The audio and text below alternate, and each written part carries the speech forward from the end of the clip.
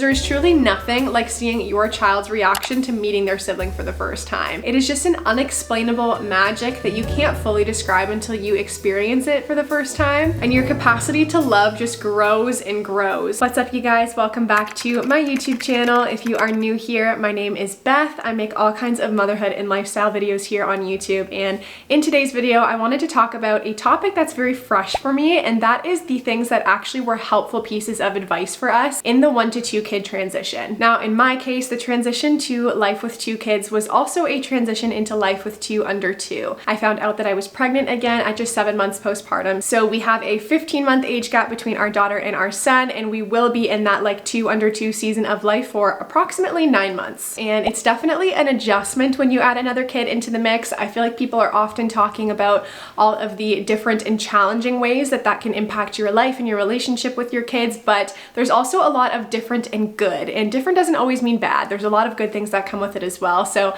I wanted to just shed some light on that and share all of the things that I think could help you if you are preparing for that 1 to 2 transition as well. I'm also super excited because on this video, I'm going to be collaborating with a fellow YouTuber and friend in motherhood, and that is Megan Acuna. If you guys have not yet checked out Megan's YouTube, you're going to want to do that. She also posts really great motherhood content, and she's just a fabulous homemaker. She posts really great ideas in terms of like toddler activities, baby activities, and just how to enjoy this season of motherhood and homemaking to the full. She's also just such a sweet and genuine person, and I feel like all of my interactions, she has really just been as genuine as she comes off as in her YouTube video. So definitely go and check out Megan's page. In her video, she's going to be talking about all of the things that she wished that she had known in the transition to 1 to 2 kids. So if you are an expecting mama and you know that there's another baby on the way, this is going to be like another section to my video. So definitely go and check out her video on her YouTube channel, and thank you so much to Megan for collaborating with me on this video. All right, let's dive into the things that were helpful for us in transitioning to 2 kids. So the first things that I'll share are the things that we did before the baby actually arrived, so while I was still pregnant, to help just introduce this concept to our first. So one of the things that we did was introduce a baby doll to our daughter, and I think that this is an important thing to do for a baby girl, for a baby boy, whatever gender your child is, because it is something that teaches them emotional intelligence. It's something that teaches them nurturance. It teaches them empathy. It's just a basic life skill for any child to interact with a baby doll or another child that is smaller than them. So this is something that we did with our daughter around 12 months. She got baby dolls for her first birthday, and she absolutely loved them. When she first got them, like most of her toys, she was pretty rough with it, but over time, having that baby doll gave us an opportunity for us to model what it looked like to interact with a baby gently, to burp a baby, to change a baby's diaper, to rock a baby, and to just introduce a lot of these concepts and even just terms that she was going to be hearing in the next little while with a baby arriving. And so introducing a baby doll is a really great way to just kind of ease into this concept of a baby being present in your house. Another thing that we did before our baby arrived that I found really helpful was reading books about what it meant to be a sister. So in your case, this may be books about what it means to be a brother or bringing a baby home, but we had a book for our daughter that was actually the book that we used to surprise my husband and tell him that we were having another baby, and it was called You're a Big Sister. And you guys, this became her absolute favorite book for months before our son arrived. She wanted to read it every day, and by the time that our son was born, she was really good at identifying pictures of babies, talking about babies, recognizing that babies would cry sometimes, and all of these different things that may be a little bit foreign to them at first. It's just ways to kind of introduce them to the concept and get them really comfortable with the idea of a baby being around. Towards the end of my pregnancy, it was very easy for us to have my daughter put her hand on my belly whenever the baby was like squirming around or kicking, so she could be a part of experiencing that too. And even though she may not have actually understood that that was her baby brother in there, it was a cool opportunity for her to recognize that there was life there, that something was happening. And so we were able to pray with her together over the baby to just involve her in that process spiritually of knowing that something big was coming and that she had a role in that as well. I want to focus most of my time on talking about what we did after the baby was here, because I feel like that's where a lot of our questioning comes in as moms of how the heck is my firstborn going to react to this new baby when they're here. So the first thing that I would recommend, and this was a game changer for us, especially in the first couple days, week, 2 weeks, was to introduce special time with my toddler. One of the nice things about the 1 to 2 transition is that if you do have a partner that is able to support in the first couple of days, even after the baby is born, you're not outnumbered yet. So super common during this time, obviously, for you as mom to stay with the newborn baby, and for your husband or your partner to actually go off with the toddler and try and like create some space there. I think this is totally fine and can be very helpful for you, especially in your recovery. But at the same time, I think that that extended time away and your toddler seeing you just with the baby has the potential to breed jealousy. I'm not saying that it will, because not every situation is the same, but I found that my daughter really benefited from some one-on-one time with just her and I, so that she still felt that she was valued and seen in that transition as well. Even if that looks like your husband coming into the bed that you're recovering on, taking the baby and plopping your toddler down with a couple of toys and then setting a 15-minute timer, that I'm sure will mean the world to your toddler to just have your undivided attention for just a few minutes in the midst of a big life shift in their world as well. During this time, focus on laying on the love heavily on your toddler. Tell them that you love them. Tell them that you are proud of them. Tell them that you love seeing them interact with their new sibling. And it will make such a big difference in the overall mood and attitude, I find, of your toddler as they adjust. My next tip is to focus on what your toddler can do with your baby more than you focus on what they can't. Toddlers are very used to hearing no. A lot of the time we are telling them to stop doing something, that they're not allowed to do something, showing them a different way to do it, or just telling them to be careful all the time, especially when a new baby is introduced. And for toddlers, pushing boundaries is totally developmentally normal. So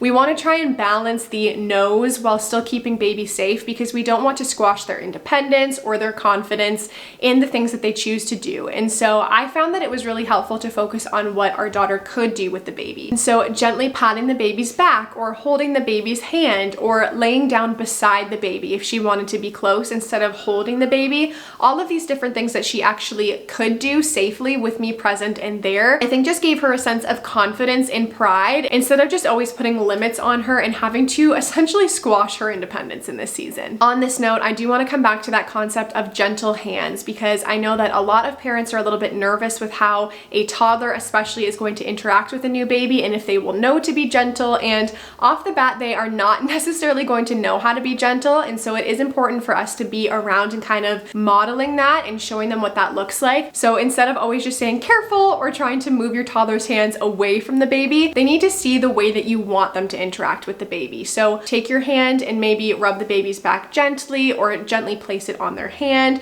and actually show them what that looks like, so that they can see what they can do and they can learn how to manage their body appropriately around this new baby. My next tip is one that has been a game changer for me, and I was surprised because I didn't expect it to work so well so early on, but it is to involve your toddler in the different activities and routines that you have for your new baby. Toddlers crave independence. They want to feel like they can contribute. They want to feel like they are their own person. So when you empower your toddler to feel like they have a role in taking care of the baby, it actually really does boost their confidence and makes them feel so capable. You can kind of modify what those different ways of helping out are. Some of them are going to be more helpful than others, depending again on how old your child is, but our daughter was really active in things like grabbing wipes for the baby, getting a fresh diaper for the baby, putting clothes that may needed to be washed or had spit up on them or something into the hamper for us. I think involving your toddler can really help them bond to the new baby faster and just bring them along in this transition into new routines and have a part to play in it as well. So this next tip I would say is one of the most helpful things that we did for our daughter when our son was born, and I'm actually seeing language being put like to this concept online more recently, and it's to create a love story about the new baby to your toddler. And I'll explain what I mean by that. Essentially, when your toddler and the new baby meet, they may have some sort of understanding of baby, maybe a little bit of an understanding of sibling from what you've done before the baby was born. But from that moment that they meet and onward, you are now helping them paint the picture of what that relationship could look like and is. And so for our daughter, we really created a very positive narrative of that relationship by talking about how much our son and our new baby loved and appreciated and looked up to her as his big sister. I think the first time that we would have done this is the first time that she held him, and we were all kind of like sitting around making sure that that went well, but he just looked up at her and was just like gazing up at her. And so naturally, one of the things that we wanted to say to her is, Vivian, look, he's looking at you. He loves you so much. And since that moment, we've really been painting that story and that narrative for her. So now that she's able to make him laugh, I'll often say things like, your brother thinks that you are so funny. He thinks you're hilarious. And just tell her honestly the truth about how this little baby is feeling about his big big sister, because he can't do that yet. She doesn't necessarily understand how to communicate with him as a baby. And so we're painting the picture a little bit for her by talking about all of these positive elements of their relationship so that she can feel that love for him as well. Now, when she sees him laughing and it's because of something that she has done, she will look at me like, Mom, I did it. Like, he loves me. He thinks I'm funny. And it's the sweetest thing to witness. So I would highly recommend using that concept of creating a love story between just the relationship between your children, whether it is two sisters or a brother and a sister or brothers as well. So obviously when you have a newborn, a lot of your time is going to be consumed with taking care of that new baby, whether that is breastfeeding or pumping or changing diapers. And a lot of the time you're going to have a toddler that is going to want your attention or want something from you, and you may not be able to respond to that exact need in that moment. And that can be really hard for your toddler because they have been the center of your universe up until now. And one of the pieces of advice that I found really, really helpful was to avoid blaming the baby. What we really want to avoid is making the baby the source of the child's frustration. So if your toddler is having a lot of fun playing or singing and you're constantly saying, shh, the baby is sleeping, or your toddler wants to play with you and you are currently sitting down breastfeeding your baby and you can't actually get up in that moment, you don't always want to say, I can't do this because of the baby, or I can't do this, I'm busy breastfeeding right now. What I would say instead is, I would love to play that with you in just a moment. While we wait, how about you get started? Or while we wait, how about we read a book? Or while we wait, how about we sing a song together and then we can play that thing? And oftentimes what I found in that moment of redirection and giving another option was that she would really just get excited about the new option and want to do that with me, or she would actually just go start playing and then would play independently while I finished breastfeeding. And so it is actually easier said than done, because naturally before you have your baby, I feel like you think, oh, I would never blame the baby. But then in those moments when your toddler is always asking you for something, it's so easy to quickly just be like, I can't. Like, you can see that I cannot do it right now. And so I feel like it's a constant just reminder of, I don't want to shift the blame to the baby. We can look at this from another angle, and giving your toddler some options to redirect their energy. On this note, I think that when it comes to feeding the baby, that is one of the things that moms can feel the most just like anxious about, because you do spend a lot of time feeding in the first little bit, especially when you're trying to breastfeed and figuring out how to get a good latch, and pumping can take so much time in the first early stages. And so I was definitely nervous about that as well. And one of the things that I had often seen was people talk about having like a little basket of toys that are just meant for those moments while you are nursing or pumping. And so you bring it out and it is special to your toddler during those times.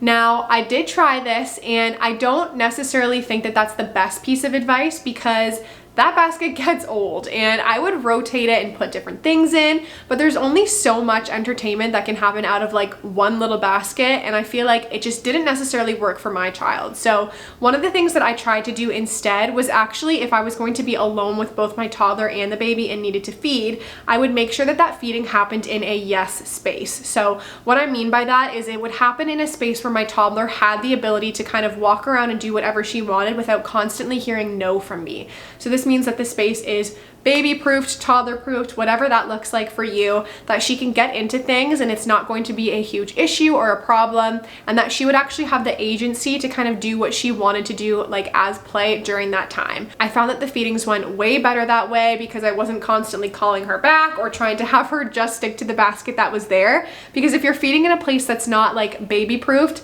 they're gonna move beyond the basket. They're gonna wander around. And so I would highly recommend having those zones around your house. But if there is only one area, like a playroom in your house, that you would say is like fully a yes zone, consider putting a nursing chair or something in that area so that you can actually focus on doing that while your toddler plays. Okay, so I have 2 more tips that worked for us, and they both come down to the way that your toddler is hearing themselves be talked about when the new baby arrives. So one of the things that we have done with our second baby is say some of the same things that we would say to our toddler to him. And what I mean by that is that oftentimes I will tell my daughter Vivian that I need to come back to her in just a moment because I need to change Jude's diaper or something like that. And I'm often asking her to wait because he needs something. And so to make sure that she feels equally like seen and validated, one of the things that we started doing was saying some of those things to the baby as well. So for example, if the baby was crying a little bit and I was in the middle of changing a poopy diaper with the toddler, one of the things that I would say out loud is, "I'll be there in just a minute, Jude. I'm just taking care of your sister's diaper right now."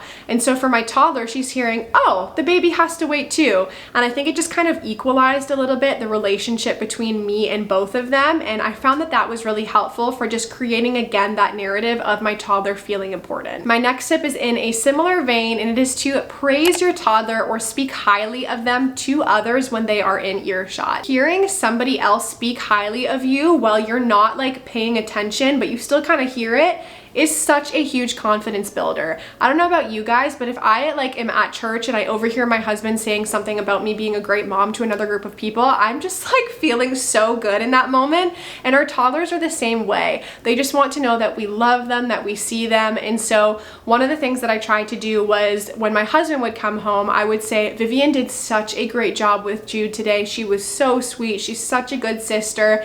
And if I looked over at her and could see her face, I knew that she was feeling good in that moment. I'm sure to your toddler, it will just mean the world to them to hear the way that you actually think of them and the way that you speak to others. And so I have just found that that's been another way to really boost my toddler's confidence and make her feel very seen in the transition as well. Speaking of introducing a new baby, that is all of the tips that I have for you guys. I have honestly been compiling in the notes on my phone over the last 5 months, all of the things that I wanted to share from what worked, and all of this to say, I also want to note that if you do all of these things and you find that your child still feels bitterness or resentment or jealousy, or even simply does not care that you've introduced a new baby, all of that has like no impact and means nothing about what their long-term relationship will be. So try not to lose sleep, try not to feel like you did something wrong. Introducing a new child is a huge shift and rock to your child's world, and so all of these feelings are normal, whatever they end up looking like, and it may just take time, and that's an okay thing too. So give yourself grace, give yourself time. One of the things that I try to remember in all of this is that it's important to still let my first baby be the baby sometimes too, and to have those big feelings and to process them with her, because we also have to remember that toddlers don't have the ability to fully self-regulate yet. They still require us to help them with that and to support them through it. And so lay on all of the extra love, be extra gracious, be extra loving, and remember to pray through the process as well. The first few months can definitely be tricky, but they're also full of just so much magic and joy at the same time, because there's truly nothing like seeing your child's reaction to meeting their sibling for the first time. It is just an unexplainable magic that you can't fully describe until you experience it for the first time, and your capacity to love just grows and grows, not only for your new baby, but also for your first child, because you're now seeing them in this new light of their role as a sister or a brother. And it's crazy. It's like every new introduction with a baby. The highs are high and the lows are low, but you will really experience joy to a whole new level in seeing your children interact.